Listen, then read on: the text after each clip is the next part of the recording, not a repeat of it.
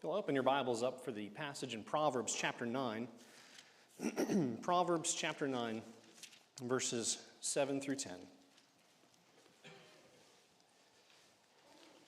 It reads, "He who corrects a scoffer gets shame for himself, and he who rebukes a wicked man only harms himself. Do not correct a scoffer, lest he hate you. Rebuke a wise man, and he will love you. Give instructions to a wise man, and he will be still wiser. Teach a just man, and he will increase in learning. The fear of the Lord is the beginning of wisdom, and the knowledge of the Holy One is understanding." Last week we talked about how to give criticism, and tonight we're going to be talking about how to receive criticism. Both of these things, and while, we may and should consider how we would receive that same information before we would give it, we need to reflect on ourselves and how our attitudes are at receiving instruction, receiving criticism. There are times in our life, especially as we're younger, especially when we're kids, where we are growing up, and that seems to be the only thing that we hear. It seems to be the only thing that happens to us is how we receive criticism all the time. You're not doing this right. You're not doing that right. And, it gets to be overwhelming sometimes for a kid. And so, we can get upset and we can lash out, and I don't think those feelings necessarily go away without training. If we don't purposefully train ourselves to receive criticism in a positive way, even when it is offered in a destructive way, we need to take note of that, because there's always going to be some nugget of information, some good thing that we can take from that. I like how Sam Walton, he was real big at this whenever he was first starting off, and they talk a lot at Walmart about Sam Walton and how great of a man he was, and how awesome a business he started, and how he's the one that inspired it all and changed the culture. And, they just layer it on thick when they start talking about Sam Walton there. And that's obvious because he gives a lot of people jobs. And he was very smart, and he had a very good business model. And he says this, he says, "It's a real blessing for me to be so green and ignorant, because it was from that ignorance that I learned a lesson which has stuck with me all through the years. You can learn from everybody." One of the things that Sam Walton would do was that he would go often to competitor stores. He would go to these other, five and dime stores, as he started off with, was just a five and dime store, but he would go to these other grocery stores, and he would take a notebook in there, literally would take a notebook, and he would stand back, and he would look at their displays, and he would look at how they arranged things, and he would watch the customers as they walked through and seeing where it was they were selecting those things, and then he would talk with the employees as he saw them busy and about. And so he would sit there with these individuals, and he would often invite them out someplace afterwards and try to learn more about these things. Even the managers unknowingly would come over, and they'd be like, "Is this guy bothering you?" Talking about their workers and stuff. And even they would divulge information and things that they did, because he was just so genuinely interested in what they had to say. And it was from all of those people that he learned, all of these individuals that weren't necessarily geniuses, weren't necessarily people that you would say, "Oh, that's a learned person right there. That person went to school for, umpteen years and got all kinds of degrees at retail." No, these were just normal, everyday people that showed up for their job, and they learned what works. Well, that's the same way that we ought to be as well. Our everyday Christians ought to know something about the Bible that we can share with one another and that we can help one another with. But it relies on me. It relies on you. As you're listening to those individuals that are trying to share that message with you, are you willing to learn from anybody? Are you willing to learn from everybody? And so that's a mentality that we should kind of think about and kind of tuck away into the backs of our minds, is this idea of this willingness to learn from anybody. And even further than that, you can think of examples that are so polarizing. A great example would be somebody that you see doing the greatest thing possible. They're always good. They're always the greatest at such and such. They were the best parents ever. Their kids needed nothing. Their kids were in want of nothing. That's a good example. As somebody that takes care of their children and leads their family the right way, and they bring their kids to church, and they teach them the Bible, they bring them to Christ, they bring them to God, and we applaud that person. We say, that's a great example for me to follow. But do we always follow that? No, we don't. Then also, you can learn from the other person, the polar opposite of that. You can learn from this person who's a terrible father, a terrible dad who does nothing but horrible things to his children. But guess what? A lesson can be learned in both instances. Can it not? Can we look at that good example and say, that's a good example for me to follow? I should mimic those things. I should do those things. And then for that poor example of a father, that poor example of a person who's doing all of the wrong things, those are lessons for me of things not to do. We can learn in both instances, but we have to make sure that we're paying attention and willing to learn those lessons and looking for those lessons. The Bible is just full of examples and scriptures of us needing to learn, and Proverbs really takes the cake, and so that's what we're going to be looking at a few passages here of what the Bible says about correction. This is the book concerning wisdom and instruction. In Proverbs 1 and verse 7, it says, the fear of the Lord is the beginning of knowledge, but fools despise wisdom and instruction. In chapter 8, verse 33, it says, hear instruction and be wise, and do not disdain it. Chapter 12, verse 1. Whoever loves instruction loves knowledge, but he who hates correction is stupid. A fool despises his father's instruction, but he who receives correction is prudent. Chapter 15, verse 32. He who disdains instruction despises his own soul, but he who heeds rebuke gets understanding. And finally, in chapter 19, verse 20, it says, listen to counsel and receive instruction that you may be wise in your latter days. This is not all of the instances where it's talking about wisdom throughout Proverbs, but these are some of the highlights. And so we see these things and how it's portraying this wisdom and instruction and understanding is a good thing, and we need that in our lives. But are we willing to allow others to help us? Are we willing to look at the things that they bring to us? Oftentimes, we let our emotions get in the way of those things. We get angry, we get upset, we get haughty, we get to this point where like, oh, I'm above all of these things. These are lessons I've already learned. Why must I go back to them? Why do I need to learn these things again? Or what have you? This person here, how dare you be the one that brings this up to me? Do you not know who I am and the things that I've accomplished, the things that I've done? And we get this spirit of haughtiness to us. We have this pride where we don't allow this instruction to pierce our hearts as we're talking about and allow it to bring us closer to God. There is most likely a nugget of truth in there that we need to listen to. And so we're going to be looking at some of these reasons that we find to reject instruction and correction. Well, we find this first one here is the imperfections of the people who correct us. We oftentimes, especially as it's stated in Matthew chapter 7, verses 1 through 5, that first verse, judge not that you be not judged, because why? With what judgment you judge, you will be judged, and with the measure you use, it will be measured back to you. And why do you look at the speck in your brother's eye, but do not consider the plank in your own eye? Or how can you say to your brother, let me remove the speck from your eye, and look, a plank is in your own?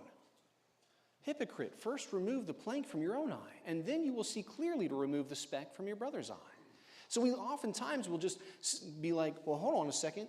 How dare you? You have the same problem that I have. You're enduring the same struggles that I'm doing, and you're worse at it than I am.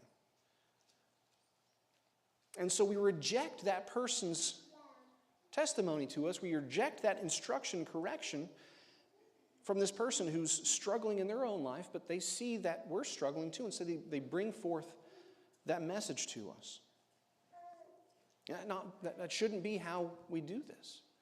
Just because that person is struggling, yes, I know what Christ is saying here. But just because that person is struggling doesn't mean we should dismiss entirely what that person has to say, especially if they're struggling in that same area.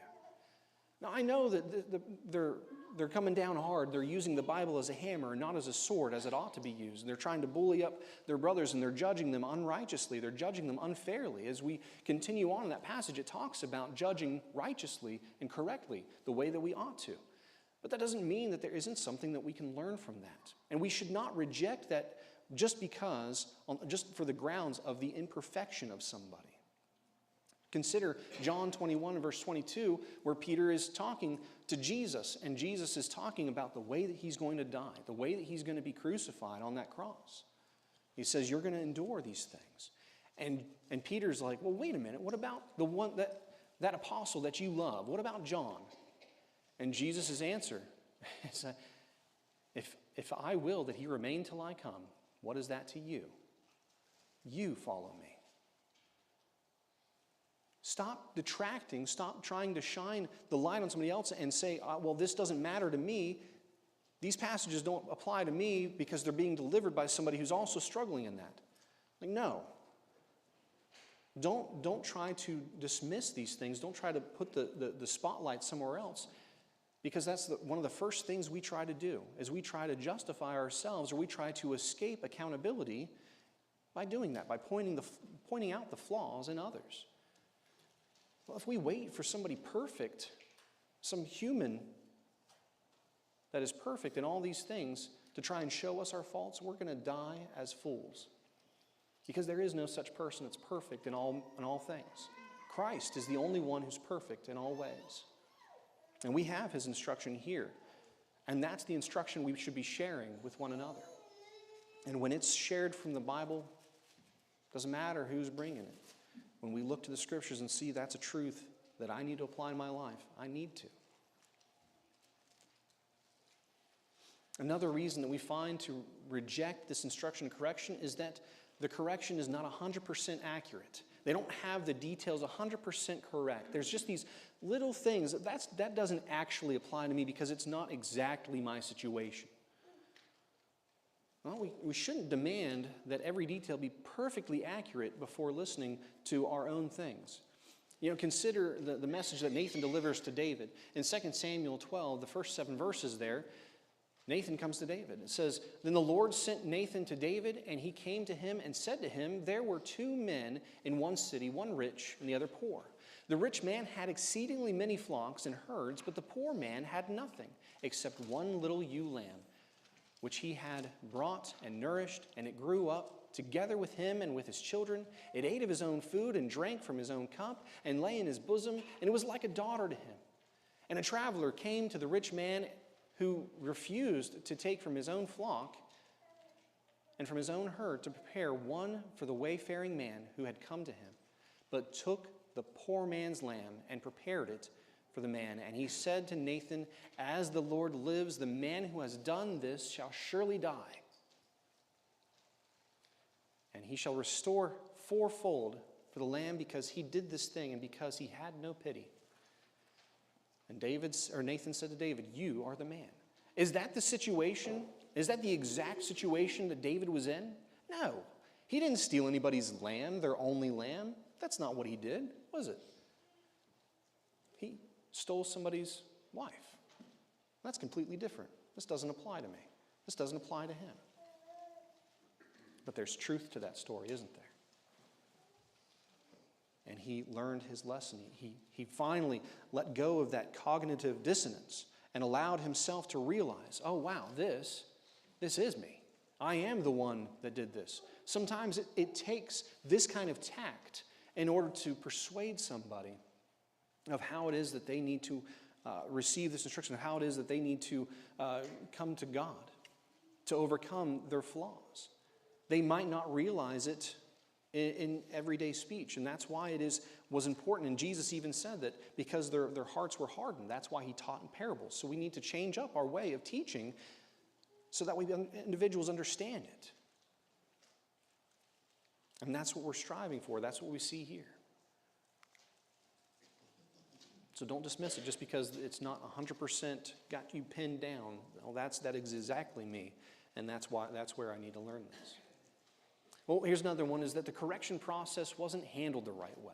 And sometimes it's not. Sometimes we do make mistakes, and that's why last week's lesson was very important for us, is so we try not to make those mistakes. But as we can read in James from James, that the tongue is it's a wild thing. It's something that is very hard to utilize. And while I might try my best to say something the right way, it might still offend somebody. It might still not pierce somebody's heart the way that I intended for it to. And so that's one of the reasons why it's such a difficult member, and it sets fire on so many things. And this is why we need to keep our emotions in check when it comes time to receiving this instruction, because we can look and say, well, this person didn't do it the right way. We didn't like their tone. We didn't like the way they carried themselves through the conversation. And when they came to us, etc., we dismiss their instruction because we just didn't like the situation. Well, let me tell you, that is never a fun situation, especially for the person. Well, I guess I shouldn't say especially, because sometimes people like to do that. However, we need to be present in that moment and realize that just because I don't like this right now, there's still something I should take from this. We know that being corrected isn't fun. Hebrews chapter 12 and verse 11 says this. It says, now no chastening seems to be joyful for the present, but painful. Nevertheless, afterward, it yields the peaceful fruit of righteousness to those who have been trained by it. And I'll tell you, growing up, I didn't appreciate all those whippings. I think that I've shared that information with you guys before, that I personally broke 3 of my mom's wooden spoons because that was her weapon of choice. And well, she was swatting hard enough to where she broke them. and some people might say, well, that's child abuse. Well, I needed it. Trust me, I gave her a run for her money. There were other things that she would do too. And this is where I was saying earlier that people might throw an eyebrow up whenever you're talking about the discipline you might have received. So during the Lord's Supper, this was another thing that I look back at fondly now, because it did help me to recognize and realize the importance of whenever we're partaking of the Lord's Supper. And I was sitting there and I was just being all anxious and antsy, and I couldn't sit still. And she would take her fingernails, and she had great, lovely fingernails. But she would take those fingernails and she would just grab a hold of my wrist and gently press that fingernail into my wrist right there. Not deep enough to like really try and bruise me and hurt me and cut me, but enough to show that there's some pain right there. Why would she do that? Well, she was trying to get me to realize this is something that Christ endured. This little bit of a pinch that you're receiving right there, he had a nail driven through that spot. And we look back at that, it wasn't fun at the time. As a kid, I'm like, why are you doing this to me? Why are you pinching my arm? That hurts. And I would try and wriggle out of that. It wasn't fun at the time, but now, that's something that sticks with me and allows me to look at this in a different way, allows me to be prepared when it comes time to partake of the Lord's emblems and to reflect on what Christ endured, even just some small semblance of it. And whenever we find ourselves in these situations, we might be like that kid that just throws our hands up and tries to get out of this and escalates the situation. Some kids are like that. Some adults are like that, where we escalate the situation and we just get all upset and blow it way out of proportion. Well, we need to consider that we should not be doing that. We need to consider how Christ was in that situation. So in 1 Peter chapter 2, verses 23 and 25, it says this. It says, who, when he was reviled, did not revile in return. When he suffered, he did not threaten, but committed himself to him who judges righteously, who himself bore our sins in his own body on the tree, that we, having died to sins, might live for righteousness, by whose stripes you were healed. For you were like sheep going astray, but have now returned to the shepherd and overseer of your souls.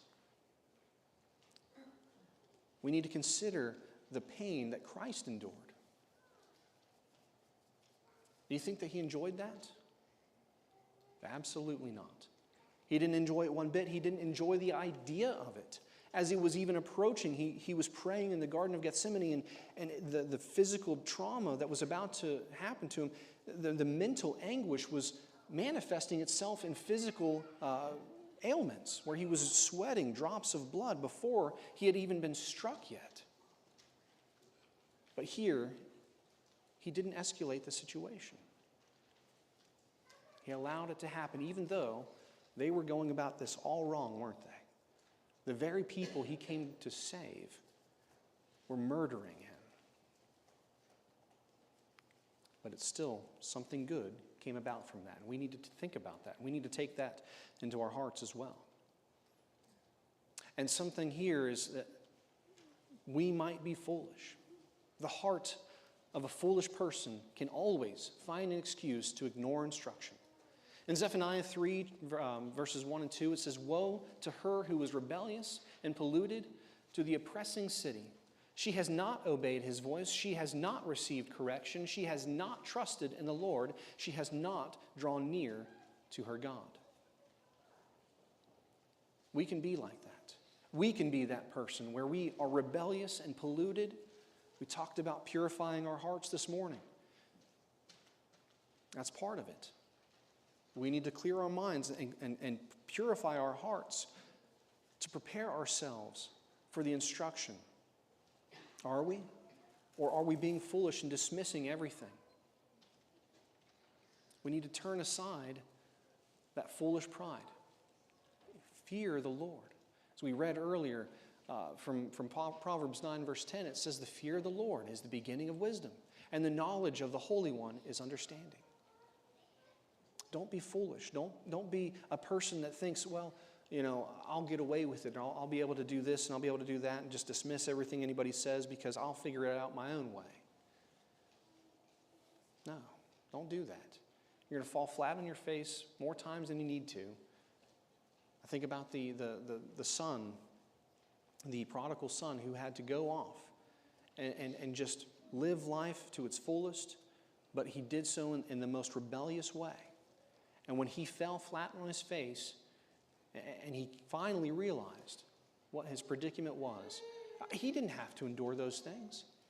He could have learned his lesson by seeking wisdom, by reading Scripture. He would not have had to endure those things physically, but because of his foolishness, he did. That was the only way he was going to learn.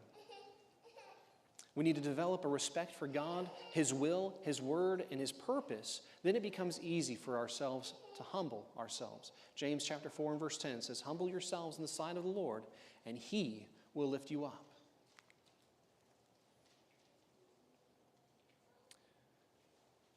We need to receive the correction of the cross. Sometimes it is best to be silent.